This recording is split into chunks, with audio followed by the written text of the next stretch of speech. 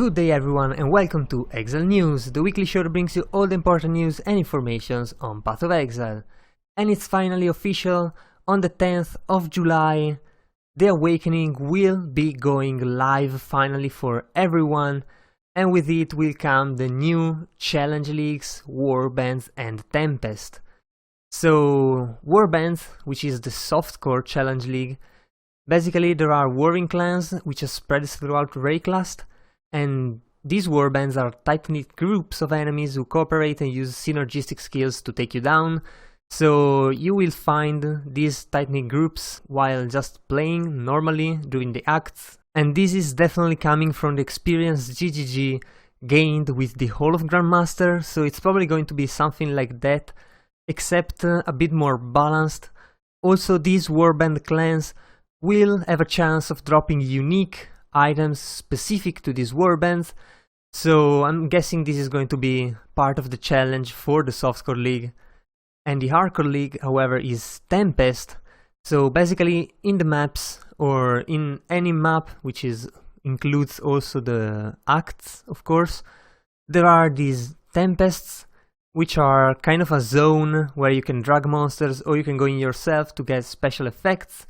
And there's also going to be lingering effects in specific areas, which will last for an hour and will be accessible by everyone who goes to that place. So it's going to be some kind of a global thing, and you will be needing to keep an eye on good tempests so you can gain an advantage on using those, and maybe avoiding dangerous areas which could have tempests not very beneficial to your characters. So these are the two new leagues. It's probably the first time I prefer the softcore league over the hardcore league, but I will probably try to play both just to try and complete the challenges. Of course, we still do not know what are the challenges, so depending on how doable they are, I will decide which league to play. Also, coming up are new skills. We have seen Magma Orb. Magma Orb is a projectile, a spell, AoE and fire, which basically lobs a fiery orb, which explodes when striking the ground and then chains one more time. So you can definitely add something like chain, slower or faster projectiles, GMP, increase the AoE, all the kind of stuff. And this is definitely going to be a decent skill. You can start from level 1 with this, so it's probably going to be a good one and a very used one. Then we got Wild Strike, which is pretty much the new elemental hit gem. It's pretty much anything, and every hit it chooses an element, and then a different effect happens depending on the element. So the fire explodes, the ice deals damage in a wave, and lightning chains. So that's going to be very random, and I have no idea how to build around this one, so I'll let people do that. I'm sure some fun build will come around. Hopefully it's not going to be as useless as Elemental Hit. Then we got Frost Blades, which is very interesting, although we know not much about it, except that requiring a melee weapon. Apparently there's no specific melee weapons said, which will hit an enemy from a little bit of a distance, and then icy blades will come out of this enemy towards other enemies. These blades will probably make some kind of cold damage. We still do not know if it's conversion, it's pure flat cold damage, but it looks like a good gem. You can start from level 1 with this, so it's definitely going to be another used gem, and we'll see more about this in the next week, definitely. Next we got Flame Dash. Flame Dash is a new movement skill, which is kind of a teleport. It moves a short distance, dealing some fire damage and leaving a trail in its wake. However, it has only 3 uses, and there's a 3 seconds cooldown per use, I'm gonna guess. So you cannot just warp everywhere instantly. But still, it's a new kind of warp skill, and looks pretty good. Definitely not going to be used for the damage, also because you cannot change the area thanks to the lack of tag AoE on the gem. So yeah, it's probably just going to be a new movement slash PvP burn skill. And then we got the amazing, incredible return of Phase Run. Yeah, Phase Run was in the game like back in the open beta, I think, but it was then removed because it was pretty much mandatory for everyone. Back then there was no Quicksilver's flask, so I was gonna say stash there. So yeah, this gem was pretty much mandatory. Now it's finally coming back, and how does it work? Basically, Phase Run consumes all your frenzy charges and gives you a buff, which has a 2.5 seconds duration, increased for every frenzy charge consumed, and it gives you a movement speed increase. You are harder to detect somewhat. You can see in the figure you're kind of translucent or semi-transparent, something like that. And you can move through monsters and obstacles, I guess Frost Wall too, and you have a 40% more melee physical damage for the next hit, and a very small, or rather short, damage buff after you use your first skill. So it's pretty much a one-hit wonder skill. It's probably going to be very good against bosses. It's definitely not going to be good against packs of enemies, unless you can find a way to hit all of them at the same time, but that's most likely not gonna happen, also because it's more melee physical damage, so you cannot use this with spells. It will be broken as hell, of course.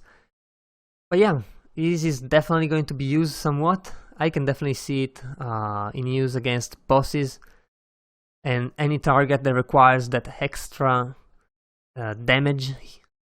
So yeah, finally Phase Run is back. Hopefully this time it's going to remain in the game. And then we got the usual kind of gems we've already seen in the past. There's really a lot of new gems, holy shit, and Bloodlust, whoa. Yeah, it's another more multiplier. I'm sure someone will be using it. I will probably try to use it if I ever get to the point, of course, but yeah, that's for much farther down the line. And now we got, since we were talking about skills, here's a skill demonstration, let's make it huge, of the Magma Orb, which you can see it lobs the orb and then bounces, and the Flame Dash, which just dashes and leaves the fire ground. So yeah, those are the two new fire skills, even though Flame Dash will definitely be used by any kind of mage. Still, there's been a change to the beta map drops, which we can see here. First, each map boss will have a flat 20% chance to drop an additional map. This is to actually increase the chances of getting a map from the boss, and it's not going to work even if the map has multiple bosses or it is twinned, so it has double boss. That's not going to increase the chances. However, this is still good, so killing the boss is getting better and better, even required, I would say, for high level maps. And another thing is GGG is making an adjustment on the way map levels are decided, so there's going to be less of a chance to drop a very low level map from a high level map, which is always disheartening when it happens. So this change is going to feel really good. Also, there's been a delay in the patch development. Today it's the 5th of July. The patch should have hit on the 1st. However, due to a couple of foreseen things and a couple more polishing that needed to be done, the patch is coming tomorrow on the beta realm, and it's going to bring a wipe with it, so everything will be wiped. However, all the new gems, Act 4, all the areas of Act 4 will be introduced, so there will be a lot of testing to be done. but this is not going to move the Awakening release date, which is still going to be on the 10th. This does not affect our release date of July 10th, so mark this date on your calendars because that's going to be a good day. And what we got next? Jewels, yeah. So you probably have seen a lot of jewels if you follow kind of the news throughout these 2 months, I guess, of closed beta. And here GGG posted all the unique jewels that will make it to the initial release of the Awakening.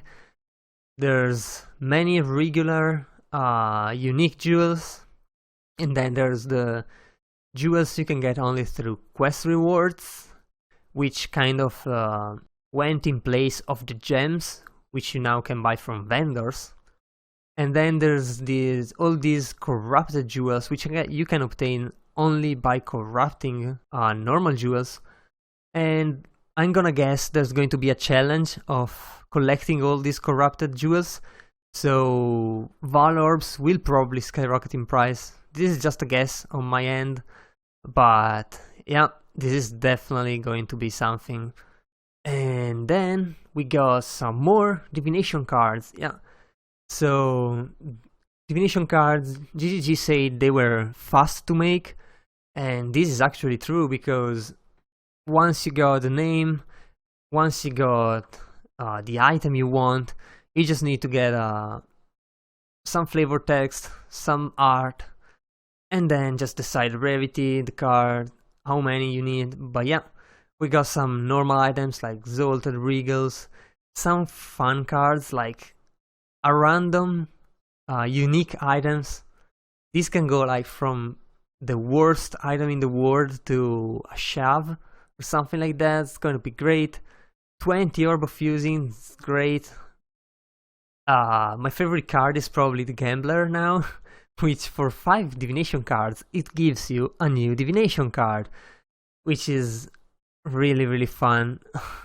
I don't know why you will do it, but it's great. I love it. It's definitely my favorite card. And yeah, speaking about great art, for example, the Watcher, and some amazing ones like Time Lost Relic, which gives a league specific item. This is definitely a rare card. You need 10. It's most likely going to drop only through Zana's other league missions. But yeah, it's nice to see that you can still drop some league specific items through effort and currency. Anyway, that's about it for this week. If you enjoyed the video, leave a like and a comment down below. Also, if you want to remain updated every week with the latest news, be sure to subscribe to my channel. So yeah, that was all. I've been your host Giorgio, and I'll see you guys the next time.